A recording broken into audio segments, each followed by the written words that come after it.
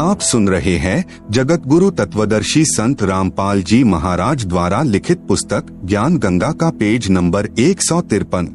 मैंने कहा मरतोली नाम और लेकर देख ले, अपने मन की यह और करके देख ले, अब मैं तेरे को नहीं रोकूंगा, नाम ले ले। ठीक है, क्योंकि संत रामपाल जी से नाम लेने के लिए कहने दूसरे तीसरे महीने सुभाष हमारा भतीजा आता था। कहता था ताई नाम ले लो नहीं तो मरोगे। मैं कहता था कि कोई डॉक्टर छोड़ा नहीं, हम बालाजी आदि सभी तांत्रिकों के पास सिर मार लिया तो आपका संत क्या ले रहा है। परंतु तंग आकर कहीं बात नहीं बनी तब नाम लेने भेज दी, क्योंकि मैं भी अपने परिवार के आश्रम में जाने के सख्त विरुद्ध था। 16 जनवरी 2003 में नाम लिया और गहरी नजर गीता में नामक पुस्तक साथ लेकर आई।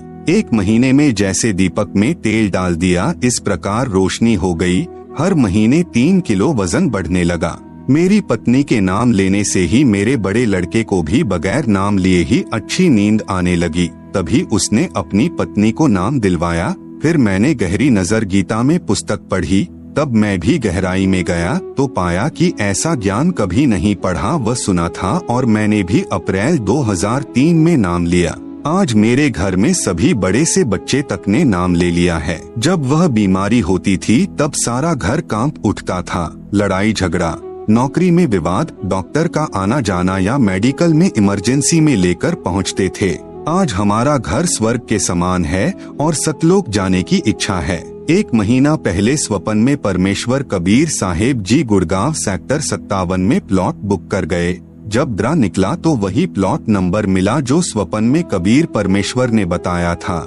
सुबह समाचार पत्र पढ़ा तो वही प्लॉट नंबर अलॉट था। हमारे यहाँ ऐसी बीमारी थी कि कोई भी इतना दुखी नहीं होगा जो हम थे। अब संत रामपाल दास जी महाराज से उपदेश प्राप्त करने के पश्चात बहुत थोड़े दिनों में हम बहुत सुखी हैं। मेरे घर पर जिन्न यानी जिंद प्रकट हुआ। उसने कहा मैं आपके आश्रम में जाता हूँ, सब कुछ देखकर आता हूँ, परंतु मैं शीशों में नहीं जाता जहाँ संत जी बैठकर सत्संग करते हैं, क्योंकि मैंने सब बातों का पता है। अगर वहाँ जाऊंगा तो मेरी पिटाई बनेगी, इसलिए मैं वापस बाहर आ जाता हूँ। और तुम कहीं तांत्रिकों के पास क्या, चाहे बालाजी गए, मैं अंदर जाया ही नहीं करता, बाहर रह जाता हूँ। मेरे को कोई बांधने वाला नहीं है। मेरे साथी डरपोक थे, वह भाग गए, मैं नहीं जाऊंगा। मेरे को पढ़कर छोड़ रखा है। मैंने तेरे घर व तेरी लड़की के घर की ईंट से ईंट बजानी है। मैं इस प्रकार पढ़कर छोड़ रखा हूँ कि एक के बाद एक सभी के विनाश का नंबर आएगा, चाहे कहीं भी भाग लो। कुछ दिन के बाद वही प्रेत घर में फिर प्रकट हुआ और जोर जोर से बोलने लगा, कहाँ है तेरा गुरु रामपाल, कहाँ है तेरा मालिक कबीरदेव यानी कबीर परमेश्वर। जब भी वह प्रकट होता था मनुष्य की तरह बातचीत करता था। आप सुन रहे हैं जगत गुरु तत्वदर्शी संत रामपाल जी महाराज द्वारा लिखित पुस्तक ज्ञान गंगा का पेज नंबर 154। तभी मेरी पत्नी हमारे घर पर बने पूजा स्थल पर चली गई और दंडवत प्रणाम किया। तभी जिंद यानी प्रेत की पिटाई आरंभ हो गई और कहने लगा, क्या पिटाई करते हो, इन दीवारों को अब गिरा दूंगा। उसकी अच्छी पिटाई हुई। वो कहने लगा, हाय ये तो दीवार नहीं लोहे का जाल है, सरिये हैं। ये मालिक रामपाल जी कहाँ से आ गए, ये तो बरवाला सत्संग करने गए हुए थे। उस दिन संत रामपाल जी महाराज बरवाला जिला हिसार में सत्संग करने गए हुए थे। मैं तो इसलिए आया था कि मालिक यहाँ पर है ही नहीं। जिंद ने कहा कि मैं आया था तुम्हारी ईंट से ईंट बजाने, परंतु मेरी ईंट से ईंट बज गई। मेरे को नरक में डालेंगे, मैं चला जाऊंगा, मुझे छुड़वा दो। करौंथा आश्रम में संत रामपाल जी बैठे हैं। इनको आदमी मत समझना, पूर्ण परमात्मा आए हुए हैं। इनको मत छोड़ देना, नहीं तो खता खा जाओगे। ऐसे ही खेड़ा कचनी वाला पंडित भी इलाज करता था। जब मैं खेड़ा कंचनी में गया तो उस पंडित ने बताया कि आपका परिवार एक के बाद एक करके खत्म हो जाएगा। मैंने नहीं मानी, परंतु शाहपुर में ही भाई की लड़कियों की शादी कर रखी है तथा वह पंडित भी शाहपुर का ही है। फिर पंडित जी ने हमारे चौधरी को बताया कि रोहतक वाले चौधरी रामकुमार के यहाँ बहुत खतरनाक बीमारी है और सारा परिवार नष्ट हो जाएगा, उनको बुलाकर लाओ। तब हमारे चौधरी साहब ने बटेऊ को मेरे पास भेजा। हमारे बटेऊ जिले सिंह ने बताया और वह साथ लेकर गया। बुलाना तो आसान था, परंतु फिर इलाज बहुत मुश्किल हो गया। उसके काबू में नहीं आया। मंगल व शनिवार को रात के समय 5-5 चौकियां आती थी। उन्हें उतारता और साथ में तालाब में डाल देता। यह कार्यक्रम 4 साल तक चलता रहा, परंतु बाद में हाथ खड़े कर दिए। मैं बोहता वाला जींद एक सियाने के पास पहुंचा। उसने कहा कि तेरी बीमारी मैं काट दूंगा। आपकी बीमारी का मुझे पता है। वह हमें कई बार बालाजी भी ले गया। न उस सियाने के काबू में आया और न उसके मंदिर में, क्योंकि मंगल व शनिवार को चौकियों के आने ने उसको इतना तंग कर दिया कि वह भी हाथ खड़े कर गया। क्योंकि चौकियां जब आती थी तो मेरे पास भी संदेश आ जाता था कि रात 9 से 2 बजे तक आग जलाकर, पानी का लोटा लेकर और लाठी लेकर जागते रहना है। यह कार्यक्रम सन 1996 से 2002 तक चलता रहा। बोतावाले के पास जब चौकी आई तो उसमें एक पर्ची मिली थी। बोतावाले सियाने को कहा था कि बीच से हट जा, तेरे को 50,000 रुपए दे देंगे, नहीं तो तेरी भी खैर नहीं है। उसने डर के कारण मुझे इनकार कर दिया। मैं दिन में दिल्ली नौकरी करने जाता और रात को पहरा देता। कभी रात को डॉक्टर को बुलाकर लाता। मेरी बहुत ही दुर्दशा थी। मैं ऊपर के काम से तथा सारा परिवार बीमारी से बहुत तंग था। किसी को कहते तो मजाक करते थे, किसी ने भी साथ नहीं दिया। बहुत पैसे, लगभग 3 लाख खर्च हो गए। आप सुन रहे हैं जगत गुरु तत्वदर्शी संत रामपाल जी महाराज द्वारा लिखित पुस्तक ज्ञान गंगा का पेज नंबर 155। मेरी पत्नी चांद कौर को थायराइड हो गई थी। जनवरी 2003 में डॉक्टर ओपी गुप्ता ने थायराइड के लिए तिमारपुर दिल्ली अस्पताल में दाखिल करवाने के लिए मार्क कर दिया, परंतु वहां न जाकर मैं मेडिकल में डॉक्टर चुग इसका स्पेशलिस्ट था, उनसे इलाज करवाया। उसने कहा सारी उम्र दवा खानी पड़ेगी, परंतु अब 2003 में नाम लेने के बाद दवाई बिल्कुल समाप्त हो गई। मैंने डॉक्टर चुग को भी चेक करवाया तो हैरान हो गए, ये कैसे हुआ। सारी बातें बताई। अब मेरे लड़के व मेरी पत्नी की सभी बीमारियां बंदी छोड़ने ठीक कर दी। बड़े लड़के का नाम सुरेंद्र कुमार तथा छोटे लड़के का नाम मनोज कुमार है। दोनों हरियाणा पुलिस में नौकरी करते हैं। जब वे दोनों ही उस जिंद भूत से ग्रस्त थे, वह घाल ने भी उन पर कई बार अटैक किया, लेकिन नाम उपदेश ले रखा था, इसलिए उनको परमात्मा कबीर साहिब ने बचा लिया। तत्वदर्शी जगत गुरु संत रामपाल महाराज हमारे लिए ही अवतरित हुए हैं, क्योंकि जिस परिवार में 2 लड़के नौकरी पर दोनों में ही जिंद हो तो उस घर में क्या होगा। जिस औरत के दोनों लड़कों के साथ ऐसा खिलवाड़ हो और खुद में भी जिंद हो तो क्या जिंदगी है। जो लोग करौंथा आश्रम के बारे में ज्ञान अर्जित नहीं करते वे लोग अंधेरे में हैं, क्योंकि पढ़ने के लिए दिमाग दिया है। पढ़िए और सोचिए कि वास्तविकता क्या है। हमारा परिवार बर्बाद हो गया था। मेरे बच्चे और मेरी पत्नी जब ठीक हो गई तभी मैंने अपने आप को सतगुरु रामपाल जी के चरणों में समर्पण कर दिया। मेरा कुछ नहीं है, ये तन मन धन सभी गुरु जी के चरणों में समर्पित करता हूँ। मेरी लड़की ने व दामाद ने भी नाम ले लिया। आज मेरी बेटी का घर भी स्वर्ग हो गया है।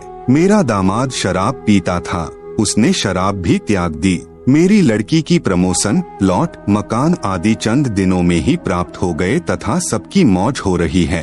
सन 2003 में बंदी छोड़ गुरु रामपाल जी महाराज ने हमारे पाप कर्मों रूपी सूखे घास के ढेर को सतनाम रूपी अग्नि से जलाकर नष्ट कर दिया। न कोई गंडा, न कोई डोरी, न राख, न ताबिज आदि कुछ नहीं, बस केवल बंदी छोड़ के मंत्र यानी नाम उपदेश मात्र से सर्व रोग नष्ट हो गए। मंत्र तो मोक्ष प्राप्ति के लिए सभी बंधनों से छुटकारा पाकर सतलोक ले जाने का है। ये सभी बीमारियां तो रुंगे में कबीरदेव की कृपा से ही समाप्त हो जाती हैं। यदि ऐसा न हो तो भक्ति से विश्वास उठ जाता है। अब हम बहुत सुखी हैं। अब चाहे कोई कुछ भी करे, हमारे घर पर कुछ नहीं हो सकता, क्योंकि हम बंदी छोड़ कबीर साहेब के हंस हैं, उनके चरणों में हैं। मैं भी नहीं मानता था, इन बातों को पाखंड कहता था, परंतु जब एक के बाद एक को डॉक्टर के पास ले जाता था तथा बीमारी में पैसे भी लगे, तंग भी हुए, तब आंखें खुली वास्तव में ही जाल में फंसा रखा है। इसलिए अपने इस भ्रम को भुला देना कि भूत प्रेत कुछ नहीं है। आप सुन रहे हैं जगत गुरु तत्वदर्शी संत रामपाल जी महाराज द्वारा लिखित पुस्तक ज्ञान गंगा का पेज नंबर 156। मैं कहता हूँ कि बकवास नहीं, ये बातें वास्तव में हैं। क्योंकि मरोड़ में मैंने अपने घर को बर्बाद कर दिया होता। इसलिए मैं सभी पाठकों से प्रार्थना करता हूँ कि आप भी अपने समस्त दुखों से छुटकारा पाने व सत्य भक्ति करने के लिए सतलोक आश्रम करौंथा में परम पूज्य संत रामपाल जी महाराज से मुफ्त उपदेश प्राप्त करके अपने मनुष्य जीवन को सफल बनाएं। प्रार्थी headmaster Ramkumar MAB Ed. Mobile number 8684869051। उपरोक्त कुछ भक्तात्माओं की आत्मकथाएं आपने पढ़ी। ऐसे भक्त हजारों लाखों हैं जो अपनी आत्मकथा पुस्तकों में लिखवाना चाहते हैं, लेकिन यहाँ पर स्थान के अभाव के कारण हम कुछ एक भक्तों की आत्मकथा दे पाए। यदि सभी भक्तों की आत्मकथा हम लिखने बैठ जाए तो शायद सैकड़ों पुस्तकें छप जाएंगी। इसलिए समझदार व्यक्ति को इशारा यानी संकेत ही काफी होता है। भक्ति में भेद, भक्ति में बहुत भेद होता है। आप चाहे किसी देव देवी की भक्ति करें, उसका फल अवश्य मिलेगा जो कि नाशवान होगा, लेकिन मुक्ति नहीं हो पाएगी और पाप कर्म भी समाप्त नहीं होंगे जिन्हें भोगने के लिए बार बार जन्म लेते रहना पड़ेगा। मुक्ति तो केवल पूर्ण संत की शरण में जाकर अर्थात उनसे नाम उपदेश लेकर पूर्ण परमात्मा की भक्ति करने से ही हो पाएगी, अन्यथा नहीं। ये संसार समझदा नाही, कहंदा श्याम दोपहरेनु, गरीबदास ये वक्त जात है, रोवेगो इस पहरेनु। आप सुन रहे हैं जगत गुरु तत्वदर्शी संत रामपाल जी महाराज द्वारा लिखित पुस्तक ज्ञान गंगा का पेज नंबर 157। कबीर साहेब जी की काल से वार्ता। जब परमेश्वर ने सर्व ब्रह्मांडों की रचना की और अपने लोक में विश्राम करने लगे, उसके बाद हम सभी काल के ब्रह्मांड में रहकर अपना किया हुआ कर्मदंड भोगने लगे और बहुत दुखी रहने लगे, सुख व शांति की खोज में भटकने लगे और हमें अपने निज घर सतलोक की याद सताने लगी तथा वहां जाने के लिए भक्ति प्रारंभ की। किसी ने चारों वेदों को कंठस्थ किया तो कोई उग्र तप करने लगा और हवन यज्ञ ध्यान समाधि आदि क्रियाएं प्रारंभ की, लेकिन अपने निज घर सतलोक नहीं जा सके, क्योंकि उपरोक्त क्रियाएं करने से अगले जन्मों में अच्छे समृद्ध जीवन को प्राप्त होकर जैसे राजा महाराजा, बड़ा व्यापारी, अधिकारी, देव महादेव, स्वर्ग महास्वर्ग आदि वापस 184 भोगने लगे। बहुत परेशान रहने लगे और परमपिता परमेश्वर से प्रार्थना करने लगे कि हे दयालु, हमें निज घर का रास्ता दिखाओ।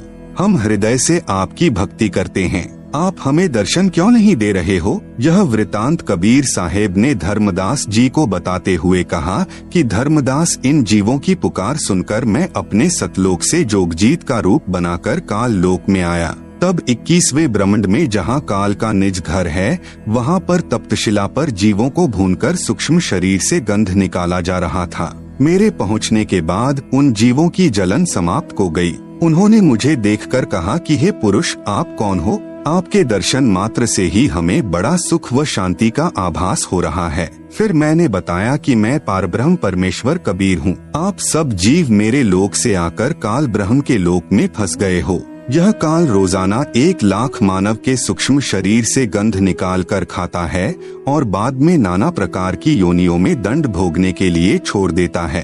तब वे जीवात्माएं कहने लगी कि हे दयालु परमेश्वर, हमारे को इस काल की जेल से छुड़वा।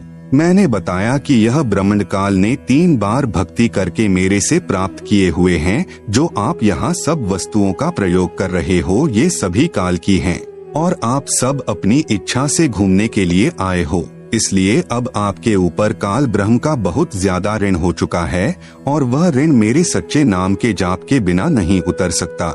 जब तक आप ऋण मुक्त नहीं हो सकते, तब तक आप काल ब्रह्म की जेल से बाहर नहीं जा सकते। इसके लिए आपको मुझसे नाम उपदेश लेकर भक्ति करनी होगी, तब मैं आपको छुड़वा कर ले जाऊंगा। हम यह वार्ता कर ही रहे थे कि वहाँ पर काल ब्रह्म प्रकट हो गया और उसने बहुत क्रोधित होकर मेरे ऊपर हमला बोला। मैंने अपनी शब्द शक्ति से उसको मूर्छित कर दिया। फिर कुछ समय बाद वह होश में आया, मेरे चरणों में गिरकर क्षमा याचना करने लगा और बोला कि आप मुझसे बड़े हो, मुझ पर कुछ दया करो और यह बताओ कि आप मेरे लोक में क्यों आए हो। तब मैंने काल पुरुष को बताया कि कुछ जीवात्माएं भक्ति करके अपने निज घर सतलोक में वापस जाना चाहती हैं। आप सुन रहे हैं जगत गुरु तत्वदर्शी संत रामपाल जी महाराज द्वारा लिखित पुस्तक ज्ञान गंगा का पेज नंबर 158। उन्हें सतभक्ति मार्ग नहीं मिल रहा है। इसलिए वे भक्ति करने के बाद भी इसी लोक में रह जाती हैं। मैं उनको सतभक्ति मार्ग बताने के लिए और तेरा भेद देने के लिए आया हूँ कि तू काल है, 1 लाख जीवों का आहार करता है और 1.25 लाख जीवों को उत्पन्न करता है तथा भगवान बनकर बैठा है। मैं इनको बताऊंगा कि तुम जिसकी भक्ति करते हो वह भगवान नहीं, काल है। इतना सुनते ही काल बोला कि यदि सब जीव वापस चले गए तो मेरे भोजन का क्या होगा? मैं भूखा मर जाऊंगा। आपसे मेरी प्रार्थना है कि 3 युगों में जीव कम संख्या में ले जाना और सबको मेरा भेद मत देना कि मैं काल हूँ, सबको खाता हूँ। जब कलयुग आए तो चाहे जितने जीवों को ले जाना। ये वचन काल ने मुझसे प्राप्त कर लिए। कबीर साहेब ने धर्मदास को आगे बताते हुए कहा कि सतयुग, त्रेतायुग, द्वापर युग में भी मैं आया था और बहुत जीवों को सतलोक लेकर गया, लेकिन इसका भेद नहीं बताया। अब मैं कलयुग में आया हूँ और काल से मेरी वार्ता हुई है। काल ब्रह्म ने मुझसे कहा कि अब आप चाहे जितना जोर लगा लेना, आपकी बात कोई नहीं सुनेगा। प्रथम तो मैंने जीव को भक्ति के लायक ही नहीं छोड़ा है। उनमें बीड़ी, सिगरेट, शराब, मांस आदि दुर्व्यसन की आदत डालकर इनकी वृत्ति को बिगाड़ दिया है। नाना प्रकार की पाखंड पूजा में जीवात्माओं को लगा दिया है। दूसरी बात यह होगी कि जब आप अपना ज्ञान देकर वापस अपने लोक में चले जाओगे तब मैं यानी काल अपने दूत भेजकर आपके पंथ से मिलते जुलते 12 पंथ चलाकर जीवों को भ्रमित कर दूंगा। महिमा सतलोक की बताएंगे, आपका ज्ञान कथेंगे, लेकिन नाम जाप मेरा करेंगे, जिसके परिणाम स्वरूप मेरा ही भोजन बनेंगे। यह बात सुनकर कबीर साहेब ने कहा कि आप अपनी कोशिश करना, मैं सतमार्ग बताकर ही वापस जाऊंगा और जो मेरा ज्ञान सुन लेगा वह तेरे बहकावे में कभी नहीं आएगा। सतगुरु कबीर साहेब ने कहा कि हे निरंजन, यदि मैं चाहूँ तो तेरे सारे खेल को क्षण भर में समाप्त कर सकता हूँ, परंतु ऐसा करने से मेरा वचन भंग होता है। यह सोचकर मैं अपने प्यारे हंसों को यथार्थ ज्ञान देकर शब्द का बल प्रदान करके सतलोक ले जाऊंगा और कहा कि सुनो धर्मराया, हम संखो हंसा पद परसाया, जिन लीन्हा हमरा प्रवाना, सो हंसा हम किए अमाना। पवित्र कबीर सागर में जीवों को भूल भूलैया में डालने के लिए तथा अपनी भूख को मिटाने के लिए तरह तरह के तरीकों का वर्णन। 12 पंथ करूँ मैं साजा, नाम तुम्हारा ले करूँ आवाजा। 12 यम संसार पठो, नाम तुम्हारे पंथ चलै हो। प्रथम दूत मम प्रगटे जाई, पीछे अंश तुम्हारा आई। यही विधि जीवन को भ्रमाऊं, पुरुष नाम जीवन समझाऊं। 12 पंथ नाम जो लहे, सो हमरे मुख आन समय है। कहा तुम्हारा जीव नहीं माने, हमारी ओर हो बात बखाने। आप सुन रहे हैं जगत गुरु तत्वदर्शी संत रामपाल जी महाराज द्वारा लिखित पुस्तक ज्ञान गंगा का पेज नंबर 159। मैं दृढ़ फंदा रची बनाई, जामे जीव रहे उर्झाई। देवल देव पाषाण पूजाई, तीर्थ व्रत जप तप मन लाई। यज्ञ होम अरुनेम अचारा, और अनेक फंद में डारा। जो ज्ञानी जाओ संसारा, जीव न माने कहा तुम्हारा। सतगुरु वचन, ज्ञानी कहे सुनो अन्यायी, काटो फंद जीव ले जाई। जेतिक फंद तुम रचे विचारी, सत्य शब्द तय सबे बिंडारी। जौन जीव हम शब्द दृढ़ावे, फंद तुम्हारा सकल मुकावे। चौका कर प्रवाना पाई, पुरुष नाम तिही देव चिन्हाई। ताके निकट काल नहीं आवे, संधि देखी ताखा सिर नावे। उपरोक्त विवरण से सिद्ध होता है कि जो अनेक पंथ चले हुए हैं, जिनके पास कबीर साहेब द्वारा बताया हुआ सतभक्ति मार्ग नहीं है, ये सब काल प्रेरित हैं। अतः बुद्धिमान को चाहिए कि सोच विचार कर भक्ति मार्ग अपनाए, क्योंकि मनुष्य जन्म अनमोल है, यह बार बार नहीं मिलता। कबीर साहेब कहते हैं कि कबीर मानुष जन्म दुर्लभ है, मिले न बारंबार। तरुवर से पत्ता टूट गिरे, बहुर न लगता डारी। आप सुन रहे हैं जगत गुरु तत्वदर्शी संत रामपाल जी महाराज द्वारा लिखित पुस्तक ज्ञान गंगा का पेज नंबर 160। विश्व विजेता संत रामपाल जी महाराज की अध्यक्षता में हिंदुस्तान विश्व धर्म गुरु के रूप में प्रतिष्ठित होगा। संत रामपाल जी के विषय में नास्त्रेदमस की भविष्यवाणी फ्रेंच यानी फ्रांस देश के नास्त्रेदमस नामक प्रसिद्ध भविष्यवक्ता ने सन यानी ईसवी संबत 1555 में 1000 श्लोकों में भविष्य की सांकेतिक सत्य भविष्यवाणियां लिखी हैं। 100 श्लोकों के 10 शतक बनाए हैं, जिनमें से अब तक सर्व सिद्ध हो चुकी हैं।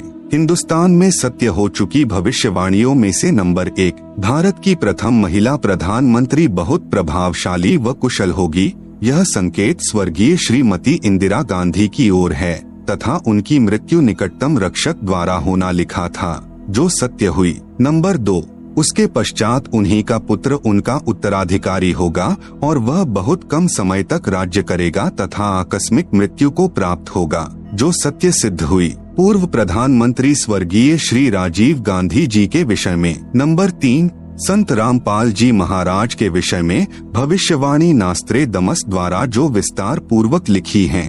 नंबर 1, अपनी भविष्यवाणी के शतक 5 के अंत में तथा शतक 6 के प्रारंभ में नास्त्रेदमस जी ने लिखा है कि आज अर्थात ईसवी संबत यानी सन 1555 से ठीक 450 वर्ष पश्चात अर्थात सन 2006 में एक हिंदू संत यानी शायरन प्रकट होगा, अर्थात सर्व जगत में उसकी चर्चा होगी। उस समय उस हिंदू धार्मिक संत यानी शायरन की आयु 50 व 60 वर्ष के बीच होगी। परमेश्वर ने नास्त्रेदमस को संत रामपाल जी महाराज के अधेड़ उम्र वाले शरीर का साक्षात्कार करवाकर चलचित्र की भांति सारी घटनाओं को दिखाया और समझाया। श्री नास्त्रेदमस जी ने 16वीं सदी को प्रथम शतक कहा है, इस प्रकार 5वां शतक 20वीं सदी हुआ। नास्त्रेदमस जी ने कहा है कि वह धार्मिक हिंदू नेता अर्थात संत यानी शायरन 5वें शतक के अंत के वर्ष में अर्थात सन यानी ईसवी संबत 1999 में घर घर सत्संग करना त्याग कर अर्थात चौखटों को लांघ कर बाहर आएगा तथा अपने अनुयायियों को शास्त्र विधि अनुसार भक्ति मार्ग बताएगा। उस महान संत के बताए मार्ग से अनुयायियों को अद्वितीय आध्यात्मिक और भौतिक लाभ होगा। उस तत्वदृष्टा हिंदू संत के द्वारा बताए शास्त्र प्रमाणित तत्व ज्ञान को समझकर परमात्मा चाहने वाले श्रद्धालु ऐसे अचंभित होंगे जैसे कोई गहरी नींद से जागा हो। उस तत्वदृष्टा हिंदू संत द्वारा सन 1999 में चलाई आध्यात्मिक क्रांति ईसवी संबत 2006 तक चलेगी। तब तक बहुसंख्या में परमात्मा चाहने वाले भक्त तत्व ज्ञान समझकर अनुयायी बनकर सुखी हो चुके होंगे। उसके पश्चात उस स्थान की चौखट से भी बाहर लांघेगा। उसके पश्चात 2006 से स्वर्ण युग का प्रारंभ होगा। आप सुन रहे हैं जगत गुरु तत्वदर्शी संत रामपाल जी महाराज द्वारा लिखित पुस्तक ज्ञान गंगा का पेज नंबर 161। नोट: प्रिय पाठक जन, कृपया पढ़ें निम्न भविष्यवाणी जो फ्रांस देश के वासी श्री नास्त्रेदमस ने की थी, जिसके विषय में मद्रास के एक ज्योतिषास्त्री के एस कृष्णमूर्ति ने कहा है कि श्री नास्त्रेदमस जी द्वारा सन 1555 में लिखी भविष्यवाणियों का यथार्थ अनुवाद सन 1998 में महाराष्ट्र में एक ज्योतिष शास्त्री करेगा। वह ज्योतिष शास्त्री नास्त्रेदमस की भविष्यवाणियों का सांकेतिक भाषा का स्पष्टीकरण कर उसमें लिखित भविष्य घटनाओं का अर्थ देकर अपना भविष्य ग्रंथ प्रकाशित करेगा। उसी ज्योतिष शास्त्री द्वारा यथार्थ अनुवादित की गई पुस्तक से अनुवादकर्ता के शब्दों में पढ़े। नंबर 1, पृष्ठ 32-33 पर ठहरो स्वर्ण युग यानी रामराज्य आ रहा है। एक अधेड़ उम्र का औदार्य यानी उदार अजोड़ महासत्ता अधिकारी भारत ही नहीं सारी पृथ्वी पर स्वर्ण युग लाएगा और अपने सनातन धर्म का पुनरुत्थान करके यथार्थ भक्ति मार्ग बताकर सर्वश्रेष्ठ हिंदू राष्ट्र बनाएगा।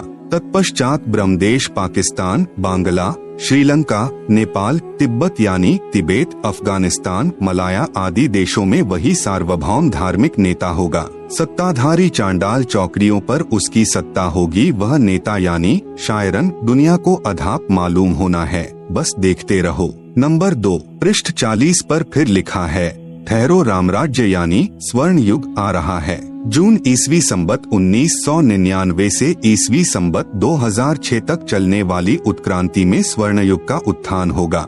हिंदुस्तान में उद्यन होने वाला तारणहार शायरन दुनिया में सुख समृद्धि व शांति प्रदान करेगा। नास्त्रेदमस जी ने निसंदेह कहा है कि प्रकट होने वाला शायरन अभी ज्ञात नहीं है, लेकिन वह क्रिश्चियन अथवा मुसलमान हरगिज नहीं है, वह हिंदू ही होगा और मैं नास्त्रेदमस उसका अभी छाती ठोक कर गर्व करता हूँ, क्योंकि उस दिव्य स्वतंत्र सूर्य शायरन का उदय होते ही सारे पहले वाले विद्वान कहलाने वाले महान नेताओं को निष्प्रभ होकर उसके सामने नम्र बनना पड़ेगा। वह हिंदुस्तानी महान तत्वदृष्टा संत सभी को अभूतपूर्व राज्य प्रदान करेगा। वह समान कायदा, समान नियम बनाएगा। स्त्री पुरुष में, अमीर गरीब में, जाति और धर्म में कोई भेदभाव नहीं रखेगा, किसी पर अन्याय नहीं होने देगा। उस तत्वदर्शी संत का सर्व जनता विशेष सम्मान करेगी। माता पिता तो आदरणीय होते ही हैं, परंतु आध्यात्मिकता व पवित्रता के आधार पर उस शायरन यानी तत्वदर्शी संत का माता पिता से भी अलग श्रद्धा स्थान होगा। नास्त्रेदमस स्वयं जू वंश का था तथा फ्रांस देश का नागरिक था। उसने क्रिश्चियन धर्म स्वीकार कर रखा था।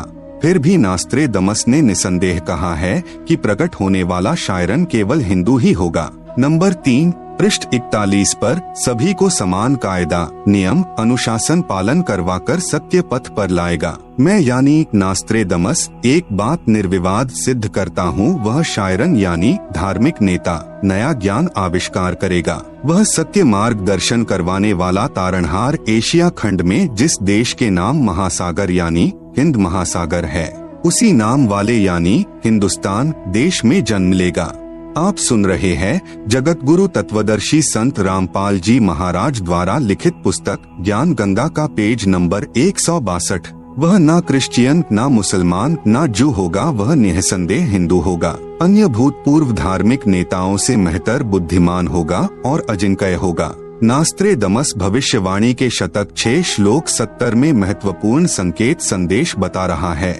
उससे सभी प्रेम करेंगे, उसका बोल बाला रहेगा, उसका भय भी रहेगा, कोई भी अपकृत्य करना नहीं सोचेगा। उसका नाम व कीर्ति त्रिखंड में गुंजेगी, अर्थात आसमानों के पार उसकी महिमा का बोलबाला होगा। अब तक अज्ञान निंद्रा में गाढ़े सोए हुए समाज को तत्व ज्ञान की रोशनी से जगाएगा। सर्व मानव समाज हड़बड़ा कर जागेगा। उसके तत्व ज्ञान के आधार से भक्ति साधना करेगा। सर्व समाज से सत्य साधना करवाएगा, जिस कारण सर्व साधकों को अपने आदि अनादि स्थान यानी सत्यलोक में अपने पूर्वजों के पास ले जाकर वहां स्थायी स्थान प्राप्त करवाएगा यानी वारिस बनाएगा।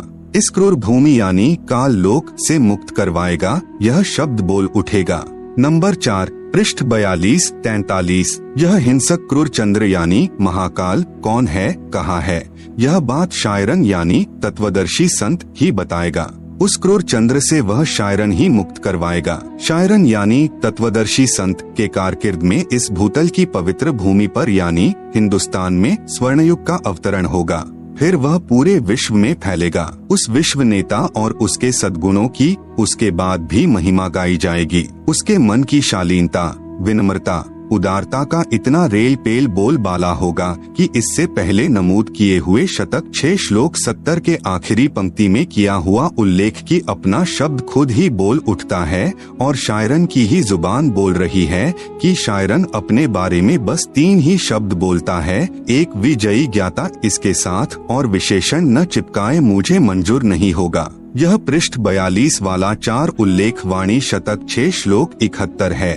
हिंदू शायरन अपने ज्ञान से दैदीप्यमान उत्तुंग ऊंचा स्वरूप का विधान यानी तत्व ज्ञान फिर से बिना शर्त उजागर करवाएगा। Sharon will be chief of the world, loved, feared and unchallenged, और मानवीय संस्कृति निर्धोक संवारेगा, इसमें संदेह नहीं। अभी किसी को मालूम नहीं, लेकिन अपने समय पर जैसे नरसिंह अचानक प्रकट हुआ था, ऐसे ही वह विश्व महान नेता यानी ग्रेट शायरन अपने तर्कशुद्ध अचूक आध्यात्मिक ज्ञान और भक्ति तेज से विख्यात होगा। मैं यानी नास्त्रेदमस अचंभित हूँ। मैं न उसके देश यानी जहाँ से अवतरित होगा अर्थात सतलोक देश को तथा न उसको जानता हूँ, मैं उसे सामने देख भी रहा हूँ। उसकी महिमा का शब्दबद्ध में कोई मिसाल नहीं कर सकता। बस उसे ग्रेट शायरन यानी महान धार्मिक नेता कहता हूँ। अपने धर्म बंधुओं की सद्कालीन समस्या से दयनीय अवस्था से बेचैन होता हुआ, स्वतंत्र ज्ञान सूर्य का उदय करता हुआ, अपने भक्ति तेज से जग का तारणहार 5वें शतक यानी 20वीं सदी के अंतिम वर्ष में के अंत में ईस्वी संबत 1999 अधेड़ उम्र का विश्व का महान नेता जैसे तेजस्वी सिंह मानव यानी ग्रेट शायरन उदिवग्न अवस्था से चौखट लांघता हुआ मेरे यानी नास्त्रेदमस के मन का भेद ले रहा है और मैं उसका स्वागत करता हुआ आश्चर्यचकित हो रहा हूँ, उदास भी हो रहा हूँ, क्योंकि उसका दुनिया को ज्ञान न होने से मेरा शायरन यानी तत्वदर्शी संत उपेक्षा का पात्र बन रहा है। आप सुन रहे हैं जगत गुरु तत्वदर्शी संत रामपाल जी महाराज द्वारा लिखित पुस्तक ज्ञान गंगा का पेज नंबर 163। मेरी यानी नास्त्रेदमस की चित भेदक भविष्यवाणी की और उस वैश्विक सिंह मानव की उपेक्षा न करें। उसके प्रकट होने पर तथा उसके तेजस्वी तत्व ज्ञान रूपी सूर्य उदय होने से आदर्शवादी श्रेष्ठ व्यक्तियों का पुनरुत्थान तथा स्वर्ण युग का प्रभात शतक 6 में आज ईस्वी संबत 1555 से 450 वर्ष बाद अर्थात 2006 में यानी 1555 + 450 बराबर 2005 के पश्चात अर्थात 2006 में शुरुआत होगी। इस कृतार्थ शुरुआत का मैं यानी नास्त्रेदमस दृष्टा हो रहा हूँ। नंबर 5 पृष्ठ 44, 45, 46 नास्त्रेदमस शतक 1 श्लोक 50 में फिर प्रमाणित कर रहा है। 3 ओर से सागर से घिरे द्वीप यानी हिंदुस्तान देश में उस महान संत का जन्म होगा। उस समय तत्व ज्ञान के अभाव से अज्ञान अंधेरा होगा, नैतिकता का पतन होकर हाहाकार मचा होगा। वह शायरन यानी धार्मिक नेता गुरुवर अर्थात गुरुजी को वर यानी श्रेष्ठ मानकर अपनी साधना करेगा तथा करवाएगा। वह धार्मिक नेता यानी तत्वदर्शी संत अपने धर्म बल अर्थात भक्ति की शक्ति से तथा तत्व ज्ञान द्वारा सर्व राष्ट्रों को नतमस्तक करेगा। एशिया में उसे रोकना अर्थात उसके प्रचार में बाधा करना पागलपन होगा। शतक 1 श्लोक 50। नोट: नास्त्रेदमस की भविष्यवाणी फ्रांस देश की भाषा में लिखी गई थी। बाद में एक पाल ब्रंटन नामक अंग्रेज ने इस नास्त्रेदमस की भविष्यवाणी सेंचुरी ग्रंथ को फ्रांस में कुछ वर्ष रहकर समझा, फिर इंग्लिश भाषा में लिखा। उसने गुरुवर शब्द को बृहस्पति गुरुवार अर्थात थर्सडे जानकर लिख दिया कि वह अपनी पूजा का आधार बृहस्पतिवार को बनाएगा। वास्तव में गुरुवर शब्द है जिसका अर्थ है सर्व गुरुओं में जो एक तत्वज्ञाता श्रेष्ठ है तथा गुरु को मुख्य मानकर साधना करना होता है। वेद भाषा में बृहस्पति का भावार्थ सर्वोच्च स्वामी अर्थात परमेश्वर, दूसरा अर्थ बृहस्पति का जगत गुरु भी होता है। जगत गुरु तथा परमेश्वर भी बृहस्पति का बोध है। वह अधेड़ उम्र में तत्व ज्ञान का ज्ञाता तथा ज्ञेय होकर त्रिखंड में कीर्तिमान होगा। मुझ यानी नास्त्रेदमस को उसका नया उपाय साधना मंत्र ऐसा जालिम मालूम हो रहा है जैसे सर्प को वश करने वाला गार्डू मंत्र से महाविशैले सर्प को वश कर लेता है। वह नया उपाय नया कायदा बनाने वाला तत्ववेता दुनिया के सामने उजागर होगा। उसी को मैं यानी नास्त्रेदमस अचंभित होकर ग्रेट शायरन बता रहा हूँ। उसके ज्ञान के दिव्य तेज के प्रभाव से उस द्वीपकल्प यानी भारतवर्ष में आक्रामक तूफान खलबली मचेगी अर्थात अज्ञानी संतों द्वारा विद्रोह किया जाएगा। उसको शांत करने का उपाय भी उसी को मालूम होगा। जैसे जालिम सरपनी को वश किया जाता है, वह सिंह के समान शक्तिशाली व तेजपुंज व्यक्तित्व का होगा। यह मैं नास्त्रेदमस स्पष्ट शब्दों में बता रहा हूँ कि वह कुंडलिनी शक्ति धारण किए हुए है। आगे स्पष्ट शब्द यह है कि जिस समय वह शायरन जिस महासागर में द्वीपकल्प है उसी देश के नाम पर महासागर का भी नाम है यानी हिंद महासागर। आप सुन रहे हैं जगत गुरु तत्वदर्शी संत रामपाल जी महाराज द्वारा लिखित पुस्तक ज्ञान गंगा का पेज नंबर 164। विशेषता यह होगी कि उस देश की भुजंग सर्पिनी शक्ति यानी कुंडलनी शक्ति का पूर्ण परिचित प्रू मास्टर होगा। वह शायरन यानी महान धार्मिक नेता, उदारमत वाला, कृपालु, दयालु, दैदीप्यमान, सनातन साम्राज्य अधिकारी, आदि पुरुष यानी सत्य पुरुष का अनुयायी होगा। उसकी सत्ता सार्वभौम होगी। उसकी महिमा उपाय गुरु श्रद्धा, गुरु भक्ति अर्थात गुरु बिना कोई साधना सफल नहीं होती, इस सिद्धांत को दृढ़ करेगा। तत्व ज्ञान का सत्संग करके प्रथम अज्ञान निंद्रा में सोए अपने धर्म बंधुओं यानी हिंदुओं को जागृत करके अंधविश्वास के आधार पर साधना कर रहे श्रद्धालुओं को शास्त्र विधि रहित साधना का बुर्का फाड़कर गूढ़ गहरे ज्ञान यानी तत्व ज्ञान का प्रकाश करेगा। अपने सनातन धर्म का पालन करवाकर समृद्ध शांति का अधिकारी बनाएगा। तत्पश्चात उसका तत्व ज्ञान संपूर्ण विश्व में फैलेगा। उस यानी महान तत्वदर्शी संत के ज्ञान की कोई भी बराबरी नहीं कर सकेगा अर्थात उसका कोई भी सानी नहीं होगा। उसके गूढ़ ज्ञान यानी तत्व ज्ञान के सामने सूर्य का तेज भी कम पड़ेगा। इसलिए मैं यानी नास्त्रेदमस वैश्विक सिंह महामानव इतना महान होगा कि मैं उसकी महिमा को शब्दों में नहीं बांध पाऊंगा। मैं यानी नास्त्रेदमस उस ग्रेट शायरन को देख रहा हूँ। उपरोक्त विवरण का भावार्थ है कि उस विश्व नेता को 50 वर्ष की आयु में तत्व ज्ञान शास्त्रों में प्रमाणित होगा अर्थात वह 50 वर्ष की आयु में सन 2001 में सर्व धर्मों के शास्त्रों को पढ़कर उनका ज्ञाता यानी तत्वज्ञानी होगा तथा उसके पश्चात उस तत्व ज्ञान का ज्ञेय यानी जानने योग्य परमेश्वर का ज्ञान अन्य को प्रदान करने वाला होगा तथा उसका आध्यात्मिक जन्म अमावस्या को होगा। उस समय उसकी आयु तरुण अर्थात 16, 20, 25 वर्ष की नहीं होगी, वह प्रौढ़ होगा तथा जब वह प्रसिद्ध होगा तब उसकी आयु 50 से 60 साल के मध्य होगी। नंबर 6, पृष्ठ 46-47। नास्त्रेदमस कहता है कि निसंदेह विश्व में श्रेष्ठ तत्वज्ञाता यानी ग्रेट शायरन के विषय में मेरी भविष्यवाणी के शब्दा शब्द को किसी नेताओं पर जोड़कर तर्क वितर्क करके देखेंगे तो कोई भी खरा नहीं उतरेगा। मैं यानी नास्त्रेदमस छाती ठोक कर शब्दा शब्द कह रहा हूँ, मेरा शायरन का कर्तृत्व और उसका गूढ़ गहरा ज्ञान यानी तत्वज्ञान ही सर्व की खाल उतारेगा। बस 2006 साल आने दो, इस विधान का एक एक शब्द खरा खरा समर्थन शायरन ही देगा। नंबर 7, पृष्ठ 52। नास्त्रेदमस ने अपनी भविष्यवाणी में कहा है कि 21वीं सदी के प्रारंभ में दुनिया के क्षितिज पर शायरन का उदय होगा। जो भी बदलाव होगा वह मेरी यानी नास्त्रेदमस की इच्छा से नहीं बल्कि शायरन की आज्ञा से, नीति की इच्छा से सारा बदलाव होगा ही होगा। उसमें से नया बदलाव मतलब हिंदुस्तान सर्वश्रेष्ठ राष्ट्र होगा। कई सदियों से ना देखा ऐसा हिंदुओं का सुख साम्राज्य दृष्टिगोचर होगा। उस देश में पैदा हुआ धार्मिक संत ही तत्वदृष्टा तथा जग का तारणहार जगज्जेता होगा। आप सुन रहे हैं जगत गुरु तत्वदर्शी संत रामपाल जी महाराज द्वारा लिखित पुस्तक ज्ञान गंगा का पेज नंबर 165। एशिया खंडों में रामायण, महाभारत आदि का ज्ञान जो हिंदुओं में प्रचलित है उससे भी भिन्न आगे का ज्ञान उस तत्वदर्शी संत का होगा। वह सत्पुरुष का अनुयायी होगा, वह एक अद्वितीय संत होगा। नंबर 8, पृष्ठ 74। बहुत सारे संत नेता आएंगे और जाएंगे, सर्व परमात्मा के द्रोही तथा अभिमानी होंगे।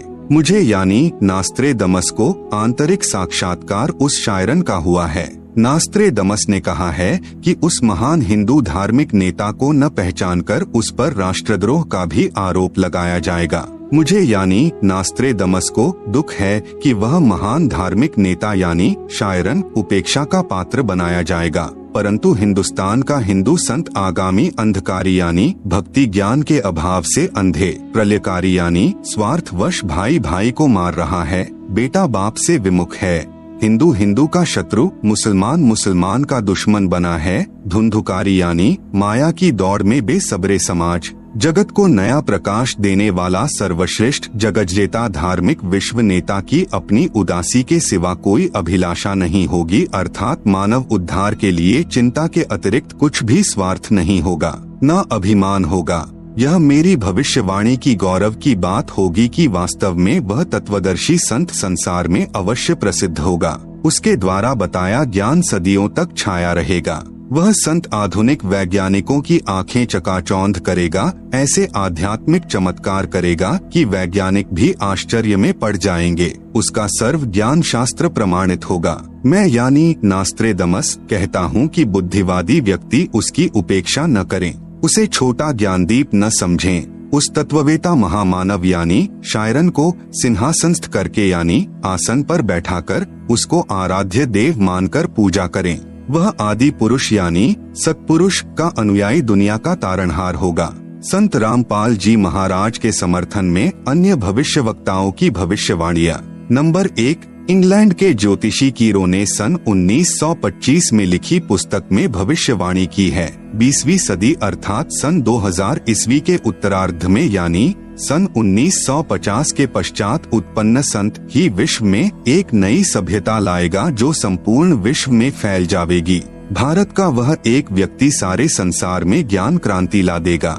नंबर 2, भविष्यवक्ता श्री वेजिलेटिन के अनुसार 20वीं सदी के उत्तरार्ध में विश्व में आपसी प्रेम का अभाव, मानवता का ह्रास, माया संग्रह की दौड़, लूट व राजनेताओं का अन्यायी हो जाना आदि आदि बहुत से उत्पात देखने को मिलेंगे, परंतु भारत से उत्पन्न हुई शांति भ्रातृत्व भाव पर आधारित नई सभ्यता संसार में देश, प्रांत और जाति की सीमाएं तोड़कर विश्व भर में अमन व चैन उत्पन्न करेगी। नंबर 3, अमेरिका की महिला भविष्यवक्ता जीन डिक्सन के अनुसार 20वीं सदी के अंत से पहले विश्व में एक घोर हाहाकार तथा मानवता का सहार होगा। वैचारिक युद्ध के बाद आध्यात्मिकता पर आधारित एक नई सभ्यता संभवतः भारत के ग्रामीण परिवार के व्यक्ति के नेतृत्व में जमेगी और संसार से युद्ध को सदा सदा के लिए विदा कर देगी। आप सुन रहे हैं जगत गुरु तत्वदर्शी संत रामपाल जी महाराज द्वारा लिखित पुस्तक ज्ञान गंगा का पेज नंबर 166।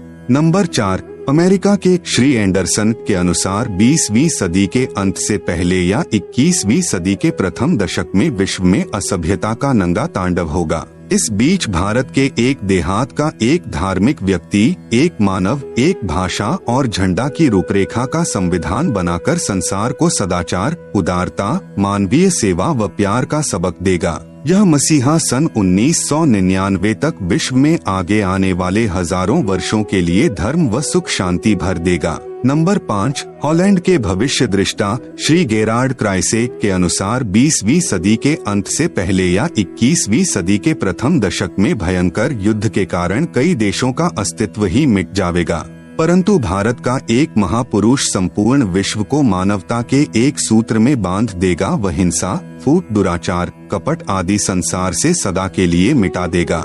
नंबर 6। अमेरिका के भविष्यवक्ता श्री चार्ल्स क्लार्क के अनुसार 20वीं सदी के अंत से पहले एक देश विज्ञान की उन्नति में सब देशों को पछाड़ देगा, परंतु भारत की प्रतिष्ठा विशेषकर इसके धर्म और दर्शन से होगी, जिसे पूरा विश्व अपना लेगा। यह धार्मिक क्रांति 21वीं सदी के प्रथम दशक में संपूर्ण विश्व को प्रभावित करेगी और मानव को आध्यात्मिकता पर विवश कर देगी। नंबर 7। हंगरी की महिला ज्योतिषी बोरिस्का के अनुसार सन 2000 ईस्वी से पहले उग्र परिस्थितियों, हत्या और लूटमार के बीच ही मानवीय सद्गुणों का विकास एक भारतीय फरिश्ते के द्वारा भौतिकवाद से सफल संघर्ष के फलस्वरूप होगा, जो चिरस्थायी रहेगा। इस आध्यात्मिक व्यक्ति के बड़ी संख्या में छोटे छोटे लोग ही अनुयायी बनकर भौतिकवाद को आध्यात्मिकता में बदल देंगे। नंबर 8। फ्रांस के डॉक्टर जुलरवन के अनुसार सन 1990 के बाद यूरोपीय देश भारत की धार्मिक सभ्यता की ओर तेजी से झुकेंगे। सन 2000 तक विश्व की आबादी 640 करोड़ के आसपास होगी। भारत से उठी ज्ञान की धार्मिक क्रांति नास्तिकता का नाश करके आंधी तूफान की तरह संपूर्ण विश्व को ढक लेगी। उस भारतीय महान आध्यात्मिक व्यक्ति के अनुयायी देखते देखते एक संस्था के रूप में आत्मशक्ति से संपूर्ण विश्व पर प्रभाव जमा लेंगे। नंबर 9।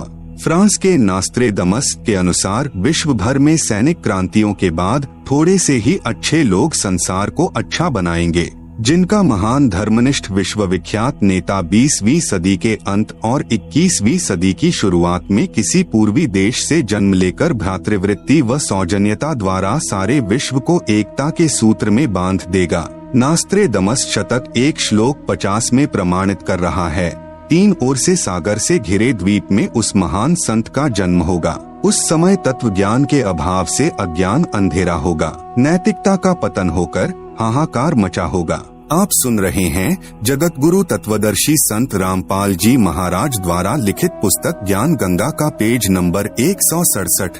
वह शायरन यानी धार्मिक नेता, गुरुवर अर्थात गुरुजी को वर यानी श्रेष्ठ मानकर अपनी साधना करेगा तथा करवाएगा। वह धार्मिक नेता यानी तत्वदर्शी संत अपने धर्म बल अर्थात भक्ति की शक्ति से तथा तत्व ज्ञान द्वारा सर्व राष्ट्रों को नतमस्तक करेगा। एशिया में उसे रोकना अर्थात उसके प्रचार में बाधा करना पागलपन होगा। शतक 1 श्लोक 50, सेंचुरी 1, कन्ना 50। नंबर 10। इजराइल के प्रोफेसर हरार के अनुसार भारत देश का एक दिव्य महापुरुष मानवतावादी विचारों से सन 2000 ईस्वी से पहले आध्यात्मिक क्रांति की जड़ें मजबूत कर लेगा व सारे विश्व को उनके विचार सुनने को बाध्य होना पड़ेगा।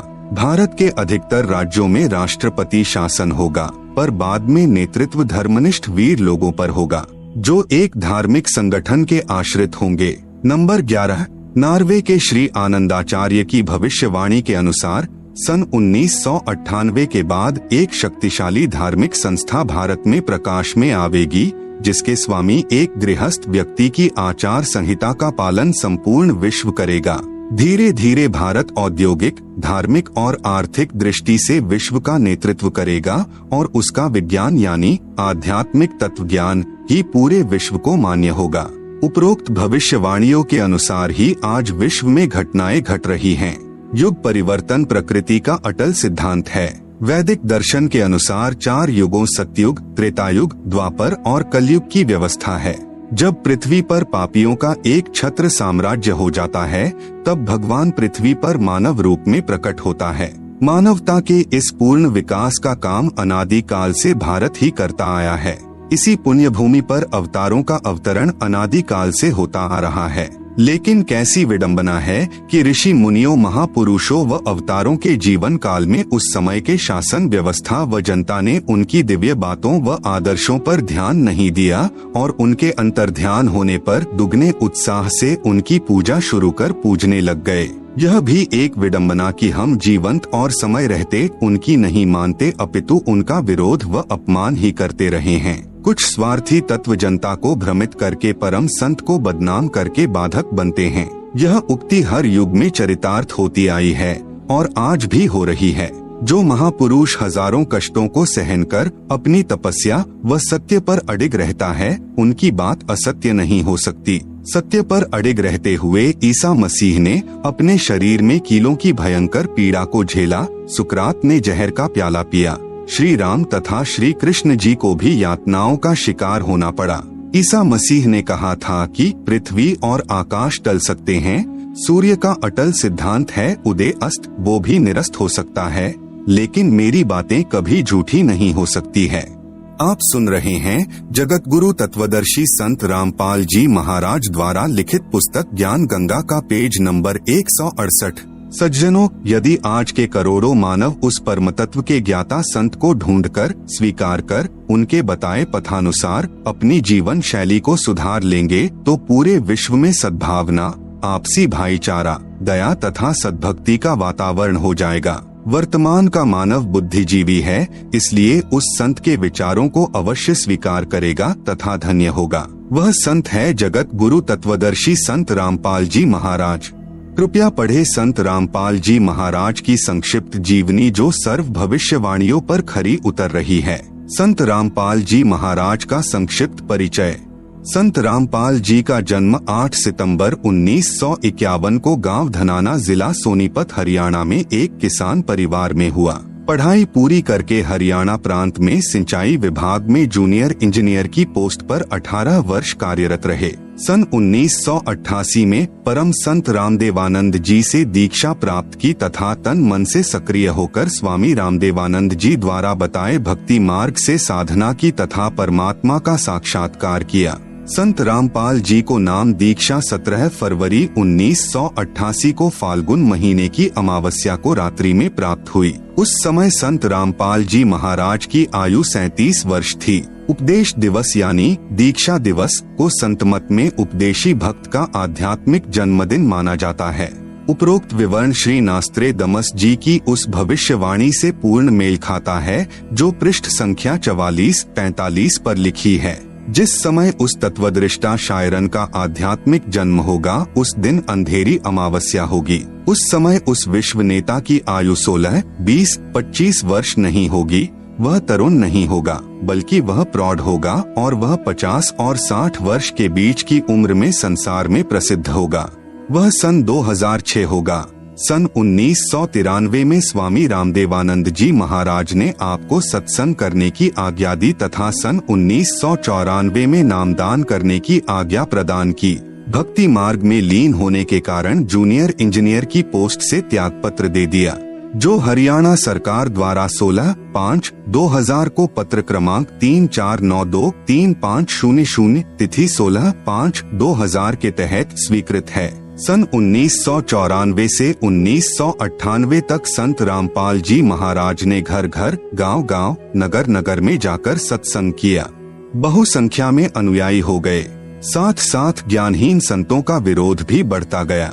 सन 1999 में गांव करौंथा, जिला रोहतक यानी हरियाणा में सतलोक आश्रम करौंथा की स्थापना की तथा 1 जून 1999 से 7 जून 1999 तक परमेश्वर कबीर जी के प्रकट दिवस पर 7 दिवसीय विशाल सत्संग का आयोजन करके आश्रम का प्रारंभ किया तथा महीने की प्रत्येक पूर्णिमा को 3 दिन का सत्संग प्रारंभ किया। आप सुन रहे हैं जगत गुरु तत्वदर्शी संत रामपाल जी महाराज द्वारा लिखित पुस्तक ज्ञान गंगा का पेज नंबर 169। दूर दूर से श्रद्धालु सत्संग सुनने आने लगे तथा तत्व ज्ञान को समझकर बहुसंख्या में अनुयायी बनने लगे।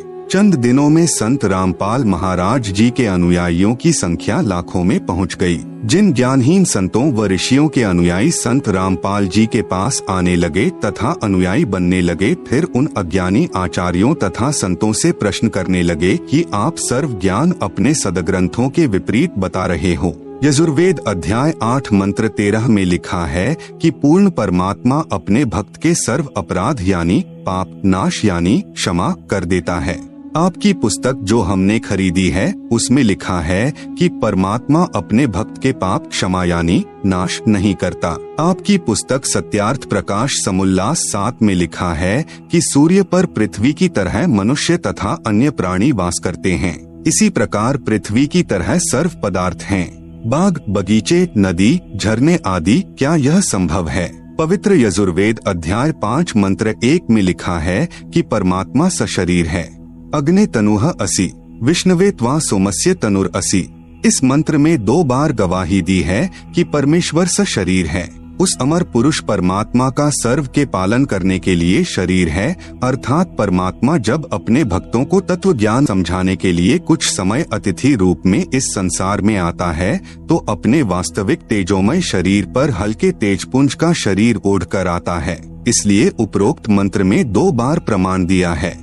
इस तरह के तर्क से निरुत्तर होकर अपने अज्ञान का पर्दाफाश होने के भय से उन अज्ञानी संतों महंतों व आचार्यों ने सतलोक आश्रम करौंथा के आसपास के गांवों में संत रामपाल जी महाराज को बदनाम करने के लिए दुष्प्रचार करना प्रारंभ कर दिया तथा 12/7/2006 को संत रामपाल को जान से मारने तथा आश्रम को नष्ट करने के लिए आप तथा अपने अनुयायियों से सतलोक आश्रम पर आक्रमण करवाया। पुलिस ने रोकने की कोशिश की जिस कारण से कुछ उपद्रवकारी चोटिल हो गए। सरकार ने सतलोक आश्रम को अपने अधीन कर लिया तथा संत रामपाल जी महाराज व कुछ अनुयायियों पर झूठा केस बनाकर जेल में डाल दिया। इस प्रकार 2006 में संत रामपाल जी महाराज विख्यात हुए। भले ही अनजानों ने झूठे आरोप लगाकर संत को प्रसिद्ध किया, परंतु संत निर्दोष है। प्रिय पाठकों, नास्त्रेदमस की भविष्यवाणी को पढ़कर सोचेंगे कि संत रामपाल जी को इतना बदनाम कर दिया है, कैसे संभव होगा कि विश्व को ज्ञान प्रचार करेगा। उनसे प्रार्थना है कि परमात्मा पल में परिस्थिति बदल सकता है। कबीर साहेब से सब होत है, बंदे से कछु नाही, राई से पर्वत करे, पर्वत से फिर राई। परमेश्वर कबीर जी अपने बच्चों के उद्धार के लिए शीघ्र ही समाज को तत्व ज्ञान द्वारा वास्तविकता से परिचित करवाएंगे। फिर पूरा विश्व संत रामपाल जी महाराज के ज्ञान का लोहा मानेगा। आप सुन रहे हैं जगत गुरु तत्वदर्शी संत रामपाल जी महाराज द्वारा लिखित पुस्तक ज्ञान गंगा का पेज नंबर 170। संत रामपाल जी महाराज सन 2003 से अखबारों व टीवी चैनलों के माध्यम से सत्य ज्ञान का प्रचार कर अन्य धर्म गुरुओं से कह रहे हैं कि आपका ज्ञान शास्त्र विरुद्ध, अर्थात आप भक्त समाज को शास्त्र रहित पूजा करवा रहे हैं और दोषी बन रहे हैं। यदि मैं गलत कह रहा हूं तो इसका जवाब दो। आज तक किसी भी संत ने जवाब देने की हिम्मत नहीं की। संत रामपाल जी महाराज को ईस्वी संवत यानी सन 2001 में अक्टूबर महीने के प्रथम बृहस्पतिवार को अचानक प्रेरणा हुई कि सर्व धर्मों के सद्ग्रंथों का गहराई से अध्ययन कर इस आधार पर सर्वप्रथम पवित्र श्रीमद् भगवद गीता जी का अध्ययन किया तथा पुस्तक गहरी नजर गीता में की रचना की तथा उसी आधार पर सर्वप्रथम राजस्थान प्रांत के जोधपुर शहर में मार्च 2002 में सत्संग प्रारंभ किया। इसलिए नास्त्रेदमस जी ने कहा है कि विश्व धार्मिक हिंदू संत यानी शायरन 50 वर्ष की आयु में अर्थात 2001 ज्ञाता होकर प्रचार करेगा। संत रामपाल जी महाराज का जन्म पवित्र हिंदू धर्म में सन यानी ईस्वी संवत 1951 में 8 सितंबर को गांव धनाना जिला सोनीपत प्रांत हरियाणा भारत में एक किसान परिवार में हुआ। इस प्रकार सन 2001 में संत रामपाल जी महाराज की आयु 50 वर्ष बनती है, सो नास्त्रेदमस के अनुसार खरी है। इसलिए वह विश्व धार्मिक नेता संत रामपाल जी महाराज ही हैं, जिनकी अध्यक्षता में भारतवर्ष पूरे विश्व पर राज्य करेगा। पूरे विश्व में एक ही ज्ञान भक्ति मार्ग चलेगा, एक ही कानून होगा, कोई दुखी नहीं रहेगा, विश्व में पूर्ण शांति होगी। जो विरोध करेंगे अंत में वे भी पश्चाताप करेंगे तथा तत्व ज्ञान को स्वीकार करने पर विवश होंगे और सर्व मानव समाज मानव धर्म का पालन करेगा और पूर्ण मोक्ष प्राप्त करके सतलोक जाएंगे। जिस तत्व ज्ञान के विषय में नास्त्रेदमस जी ने अपनी भविष्यवाणी में उल्लेख किया है कि उस विश्व विजेता संत के द्वारा बताए शास्त्र प्रमाणित तत्व ज्ञान के सामने पूर्व के सर्व संत निष्प्रभ यानी असफल हो जाएंगे तथा सर्व को नम्र होकर झुकना पड़ेगा। उसी के विषय में परमेश्वर कबीर बंदी छोड़ जी ने अपनी अमृत वाणी में पवित्र कबीर सागर ग्रंथ में, जो संत धर्मदास जी द्वारा लगभग 550 वर्ष पूर्व लिपिबद्ध किया गया है, कहा है कि एक समय आएगा जब पूरे विश्व में मेरा ही ज्ञान चलेगा, पूरा विश्व शांति पूर्वक भक्ति करेगा, आपस में विशेष प्रेम होगा, सतयुग जैसा समय यानी स्वर्ण युग होगा। परमेश्वर कबीर बंदी छोड़ द्वारा बताए ज्ञान को संत रामपाल जी महाराज ने समझा है। इसी ज्ञान के विषय में कबीर साहेब जी ने अपनी वाणी में कहा है कि कबीर और ज्ञान सब ज्ञान अड़ी, कबीर ज्ञान सो ज्ञान, जैसे गोला तोप का करता चले मैदान। भावार्थ है कि यह तत्व ज्ञान इतना प्रबल है कि इसके समक्ष अन्य संतों व ऋषियों का ज्ञान टिक नहीं पाएगा। जैसे तोप यंत्र का गोला जहाँ भी गिरता है वहाँ पर सर्व किलों तक को ढहाकर साफ मैदान बना देता है। आप सुन रहे हैं जगत गुरु तत्वदर्शी संत रामपाल जी महाराज द्वारा लिखित पुस्तक ज्ञान गंगा का पेज नंबर 171। यही प्रमाण संत गरीबदास जी छुड़ानी जिला झज्जर हरियाणा वाले ने दिया है कि सतगुरु यानी तत्वदर्शी संत परमेश्वर कबीर बंदी छोड़ का भेजा हुआ दिल्ली मंडल में आएगा। गरीब सतगुरु दिल्ली मंडल आयसी, सूती धरणी सूम जगाएसी, परमात्मा की भक्ति बिना कंजूस हो गए व्यक्तियों को जगाएगा। गांव धनाना जिला सोनीपत पहले दिल्ली शासित क्षेत्र में पड़ता था। इसलिए संत गरीबदास जी महाराज ने कहा है कि सतगुरु यानी वास्तविक ज्ञान जानने वाला संत अर्थात तत्वदृष्टा संत दिल्ली मंडल में आएगा। फिर कहा है कि साहेब कबीर तख्त खवासा दिल्ली मंडल लीजय वासा। भावार्थ है कि परमेश्वर कबीर बंदी छोड़ के तख्त यानी दरबार का ख्वास यानी नौकर अर्थात परमेश्वर का नुमाइंदा यानी प्रतिनिधि दिल्ली मंडल में वास करेगा अर्थात वहाँ उत्पन्न होगा। प्रथम अपने हिंदू बंधुओं को तत्व ज्ञान से परिचित करवाएगा। बुद्धिमान हिंदू ऐसे जागेंगे जैसे कोई हड़बड़ा कर जागता है अर्थात उस संत के द्वारा बताए तत्व ज्ञान को समझकर अविलंब उसकी शरण ग्रहण करेंगे। फिर पूरा विश्व उस तत्वदर्शी हिंदू संत के ज्ञान को स्वीकार करेगा। यह भविष्यवाणी श्री नास्त्रेदमस जी ने भी की है। नास्त्रेदमस जी ने यह भी लिखा है कि मुझे दुख इस बात का है कि उससे परिचित न होने के कारण मेरा शायरन यानी तत्वदृष्टा संत उपेक्षा का पात्र बना है। हे बुद्धिमान मानव, उसकी उपेक्षा ना करो, वह तो सिंहासनस्थ करके यानी आसन पर बैठाकर आराध्य देव यानी इष्ट देव रूप में मान करने योग्य है।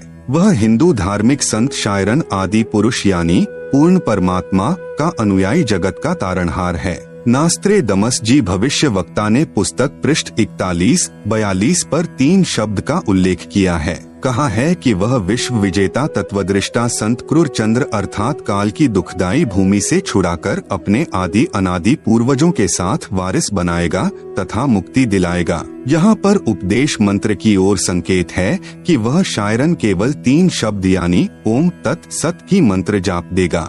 इन 3 शब्दों के साथ मुक्ति का कोई अन्य शब्द न चिपकाएगा। यही प्रमाण पवित्र ऋग्वेद मंडल 10 सूक्त 90 मंत्र 16 में, सामवेद श्लोक संख्या 822 तथा श्रीमद् भगवत गीता अध्याय 17 श्लोक 23 में है कि पूर्ण संत यानी तत्वदर्शी संत 3 मंत्र यानी ओम तत् सत जिनमें तत् तथा सत सांकेतिक हैं देकर पूर्ण परमात्मा यानी आदि पुरुष की भक्ति करवाकर जीव को काल जाल से मुक्त करवाता है।